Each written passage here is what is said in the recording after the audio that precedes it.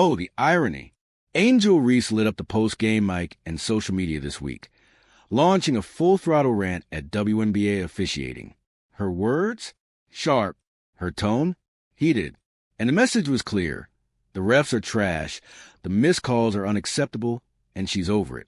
I don't care if they fine me, she said, in what's basically become the go-to line for every frustrated athlete with a Twitter account and a highlight reel of uncalled fouls.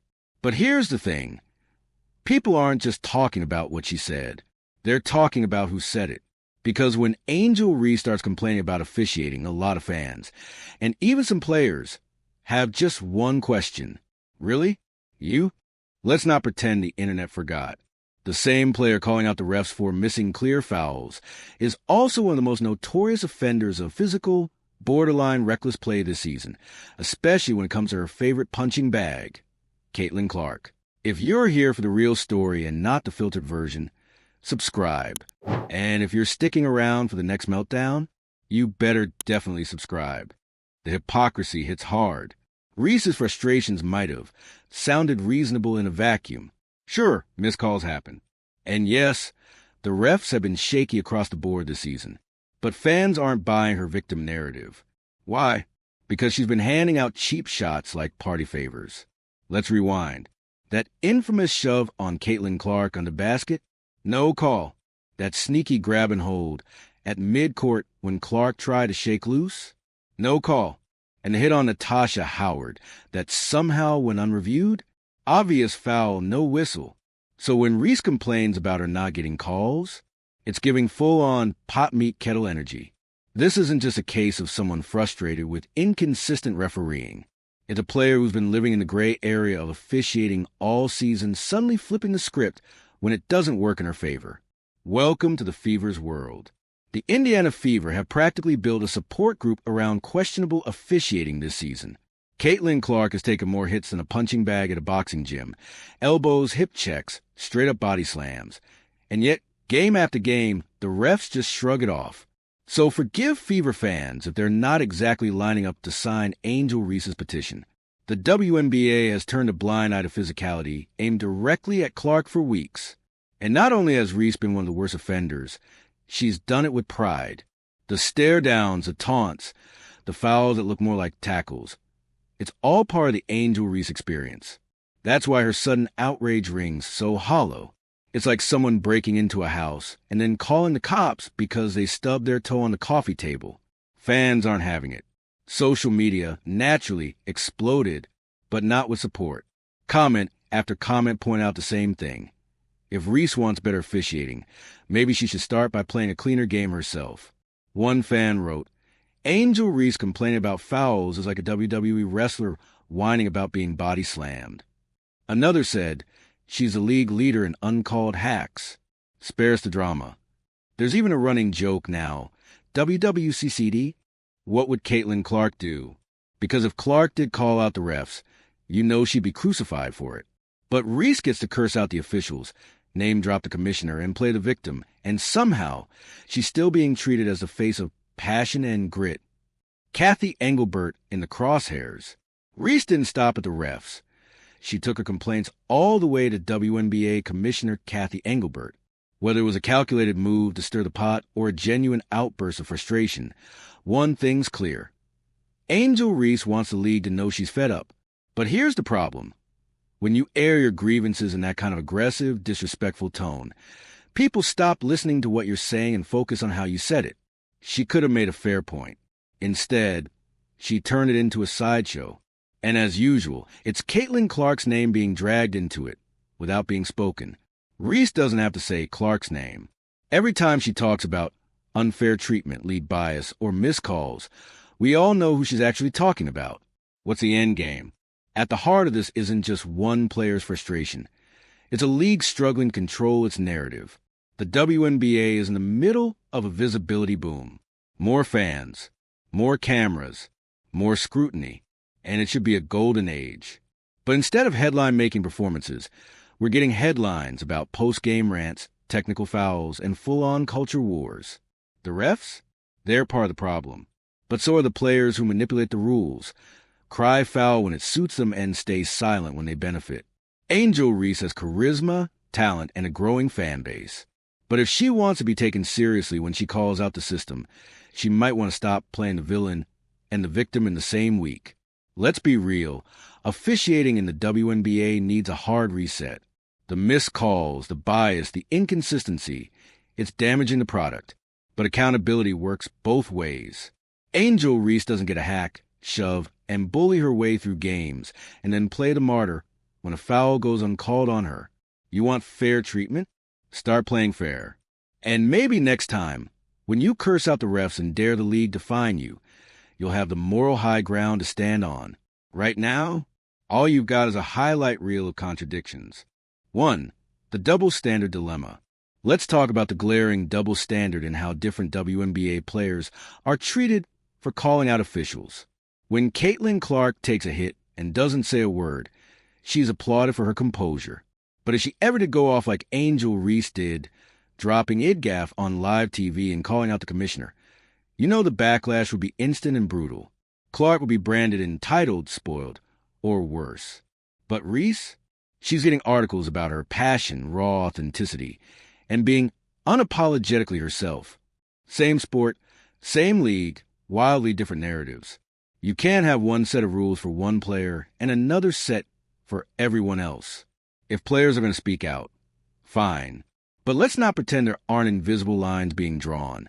Lines based on media favoritism, personal branding, and yes, at times, racial dynamics. 2.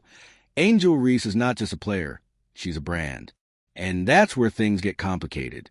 Because Angel Reese knows exactly what she's doing.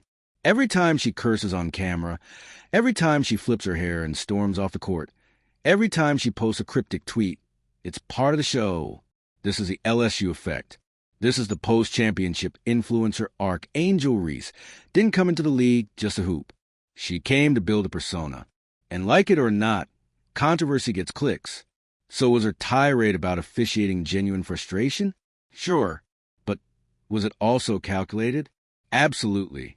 It's a savvy move to keep her name in the headlines, especially in a league that's still fighting for mainstream relevance. The more noise she makes, the more followers she gains, the more brand deals she can land. Called the Villain Era WNBA edition. But don't confuse branding with bravery.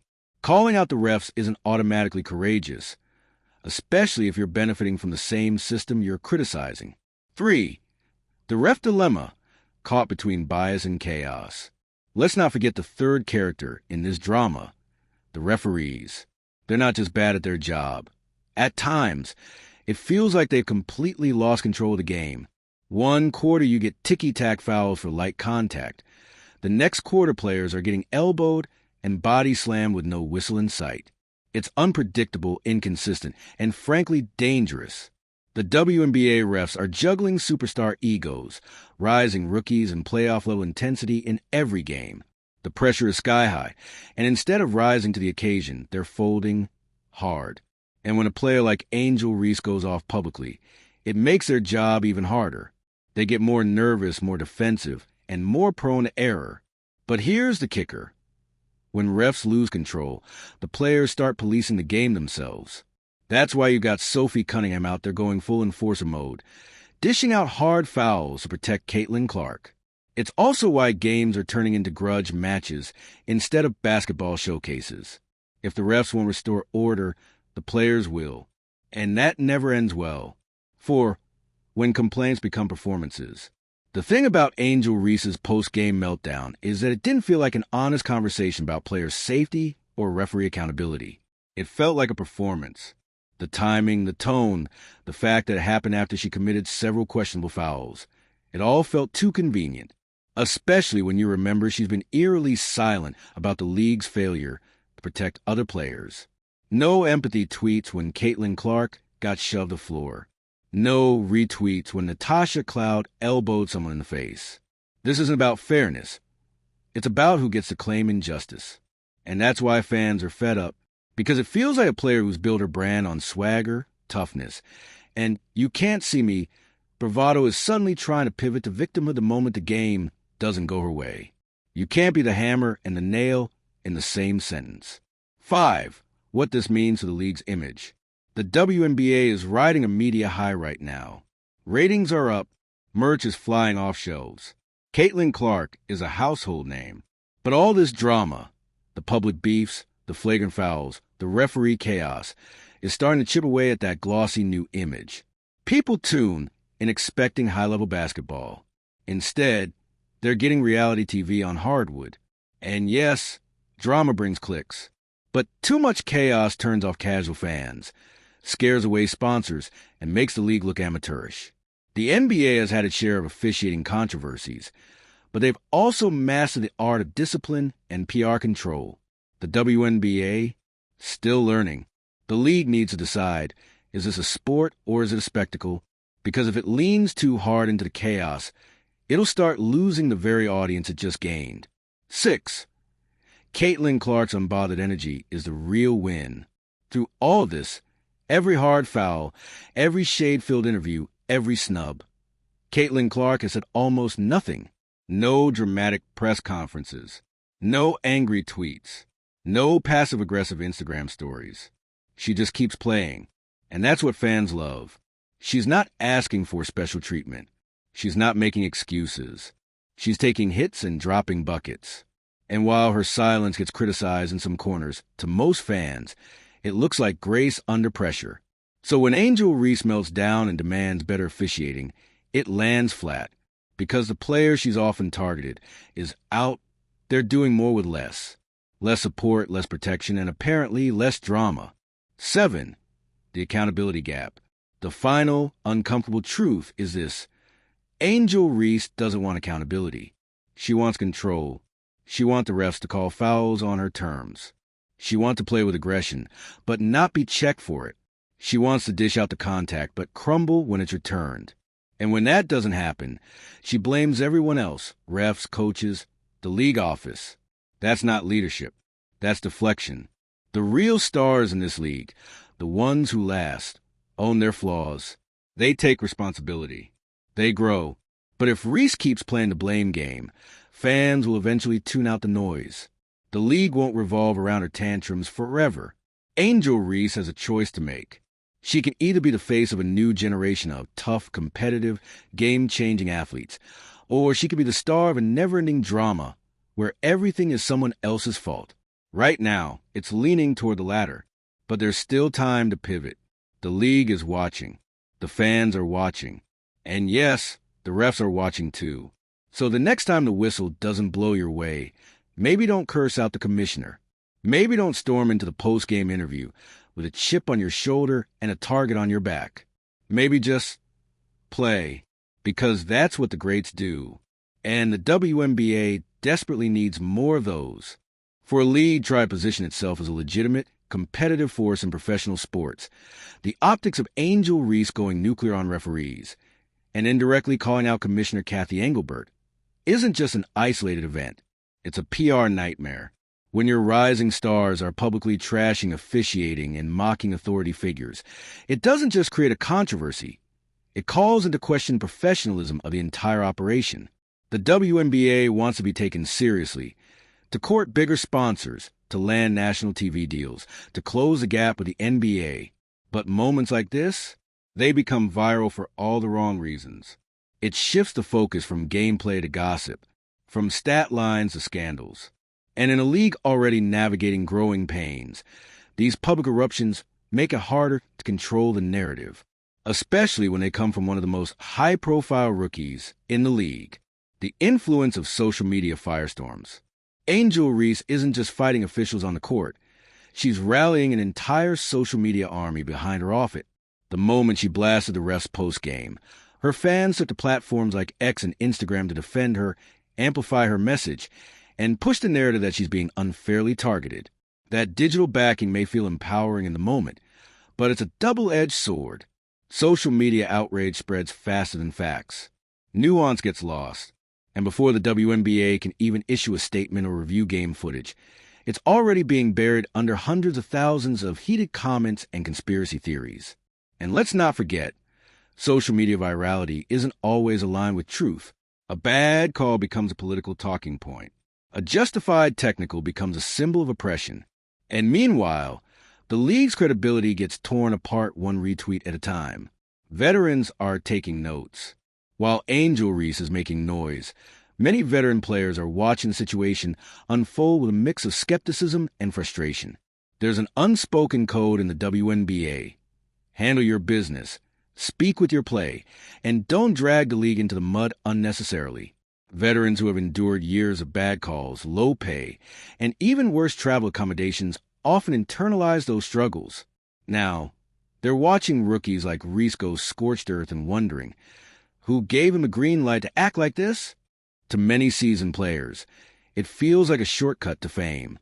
They paid their dues in silence, and now younger players are earning media cycles with tantrums instead of trophies.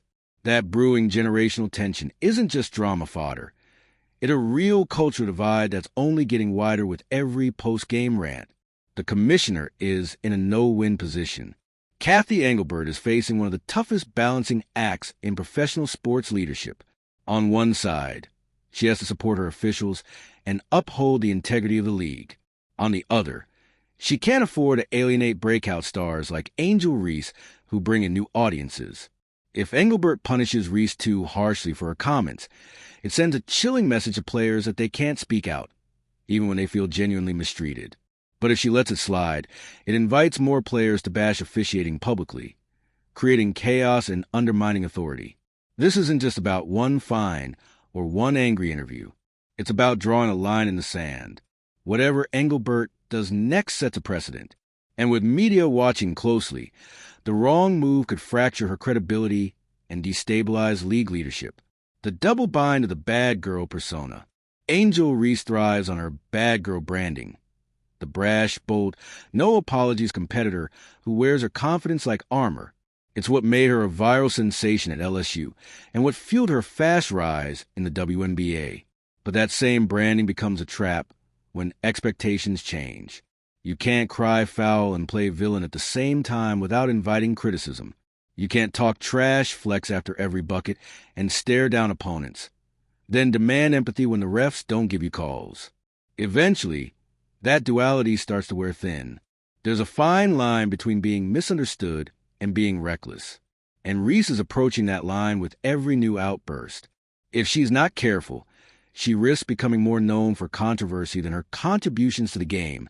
And when your legacy starts leaning that way, it's a hard pivot to come back from. The silent pressure on teammates. Let's not pretend this is all just about Angel. When one player makes headlines, the whole locker room feels it. Reese's post-game comments don't happen in a vacuum. They ripple through the team dynamic. Veterans on her squad now have to field awkward questions in media scrums. Coaches have to adjust their messaging to keep focus on gameplay, not drama. Rookies who aren't as established have to pick sides, carefully towing the line between solidarity and professionalism.